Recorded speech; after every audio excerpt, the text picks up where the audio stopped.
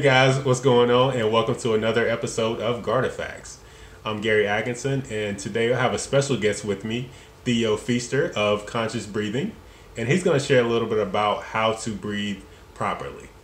So, I decided to do this episode, one, because I did some branding for Theo's company, Conscious Breathing, and also, as a creative entrepreneur and a person that works full-time, I have a challenge. I know a lot of other people have this challenge of finding a balance sometimes. So breathing properly is one of the ways that we can balance our health and wellness, and Theo's going to share a little bit about that. So first of all, Theo, how did you get into breathing consciously, and what do you do to breathe consciously? Okay. So basically, the story starts a while back. I read all these benefits of meditation, and when I actually tried to start meditating, inevitably I kept coming across the same line over and over again: connect with your breath. And it sounds pretty self-explanatory, but I didn't know how to do it.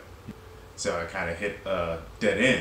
2 years ago, I found out about some breathing exercises, and I started actually doing them. I started setting aside time to do them every day, and I found through the process of doing that I actually learned how to meditate.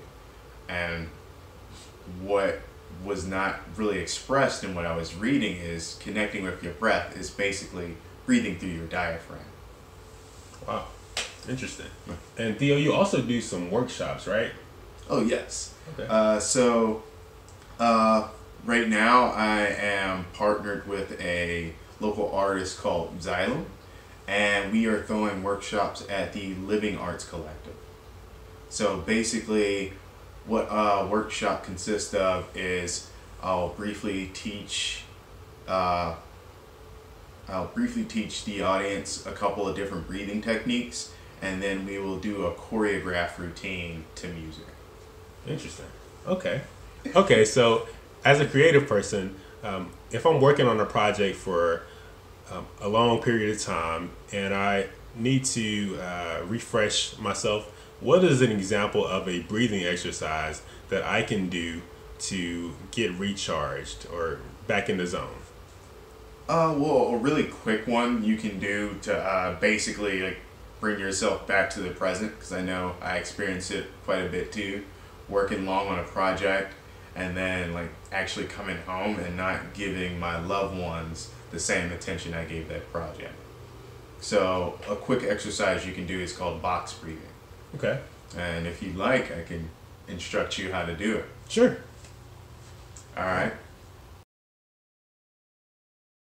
Box breathing is basically inhaling, holding your breath, exhaling and holding your breath for the same amount of time. So for this demonstration, we're going to do it for only 4 seconds, but for you at home, you can do it for as long as you like.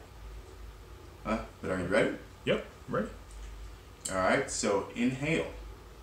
1, 2, 3, 4. Hold. 1, 2, 3, 4. Exhale. 1, 2, 3, 4. Hold. 1, 2, 3, 4. Now it's best to do this for 3 cycles, but that is it. Box breathing. Okay, cool. Okay, so what are some of the health and wellness benefits that you can get from breathing properly? Okay, so the biggest thing that most adults don't do in the industrialized world is actually utilize their diaphragm. Most adults breathe with their upper chest, but if you look at any baby, when they inhale, their stomach naturally comes out, and when they exhale, it goes in. But for some reason, somewhere between infancy and adolescence, that changes with us. For one thing, breathing with your diaphragm engages your core. So when your diaphragm moves, it also engages some of your other stabilizing abdominal muscles. And when you're breathing incorrectly, these muscles can atrophy. And when they're atrophy, that can be detrimental to your posture. Okay. Another thing, it helps move lymph through the lymph system. So the lymph system doesn't have a pump, so it pretty much relies on your movement to push lymph through the lymphatic system.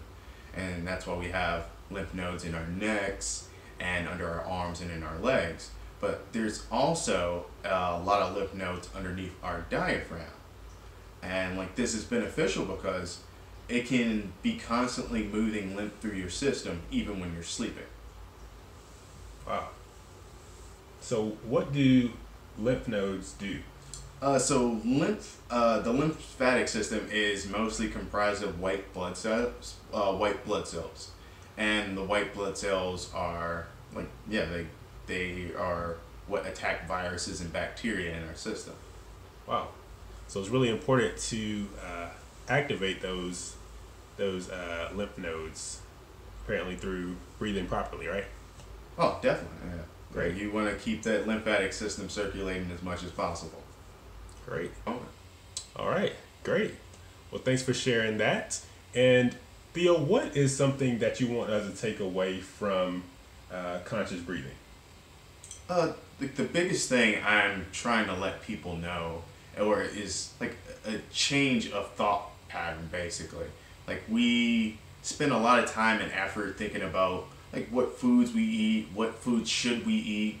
We spend a lot of time thinking about like our water intake and where our water is coming from. What I'm suggesting is we should put that same like thought process to breathing. Like we can go a month without food, we can go like 3 days without water, but most of us can only go 5 minutes without breathing. So if you can breathe more efficiently and better, like why not? Like yes, it is something we do unconsciously, but it's also something we can do consciously.